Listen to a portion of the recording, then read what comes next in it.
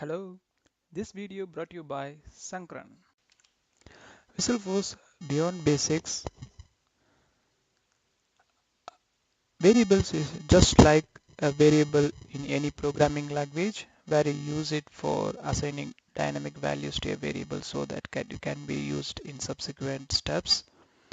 In Apex, in Visualforce, you could use global variables which starts with dollar, and you could use the functions to manipulate the value and assign it to a variable, or simply you can get the parameters from controller and with different hierarchical relationships, and then you can get the value and assign it to a local variable, or simply you can use the local variable just for the naming, uh, presenting the presenting the value in a more meaningful manner in the code. What is the advantage? Advantage is being that it has all the advantages just like a normal variable. You can declare it in one place and you can use it everywhere. If you want to change it, you don't need to change in every place, and just it's in the common central place, and it gives a more meaningful name, and the code looks very clean. At beginning it may looks like overdoing of some very simple thing, but in long run it gives a very clean code, and it improves maintainability of the code, and it gives a more readability to the new developers. And there are a couple of formats for variables. Assigning the static values, like here we have a variable name and we are assigning the static value like this. Or we could have a dynamic variable name and the dynamic value. At first it may be a bit confusing, and you won't understand what is the real use for these things, but let's go through the example and see how it works. Let's take a class which has a today's date variable, which we are initializing with today's date, simple class. All right. Then we have a component which takes a variable name, that's a string, and declaring a variable with the same variable name, and assigning it a value, and and having a component body.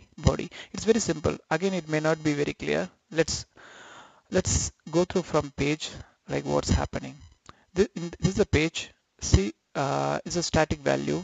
We are assigning a variable with a static value and using that just for illustration.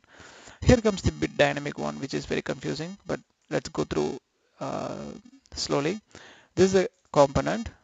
We are passing variable name today's date, and we are in the component body. We are rendering it uh, with today's date is today's date. As most of the developers would expect that this would print the today's date, but not, because this component what's doing is it's getting the variable name and going to overload something. It's getting the variable name, and see, it's overloading with the default value. So basically when it renders this one, which is today's date is blah blah, that will override with this new value. So this is very useful in advanced scenarios where you know that there is a particular variable which is used in controller, but if you simply use that here, that value get replaced. But if you want your variable in the component gets overridden, then you can basically do like this: get that variable and map it to a new variable name, and you can rather assign it a new value, or you can do reassignment with some other value. uh, you can do a number of things. Is a very advantageous and advanced feature. And this is the output. Is a static value, and this is a dynamic value. Don't forget to like this video and provide your comments or feedbacks below. If you like this video and want to share with friends, please share them. And if you want to notify about my future videos, please subscribe below. Thank you.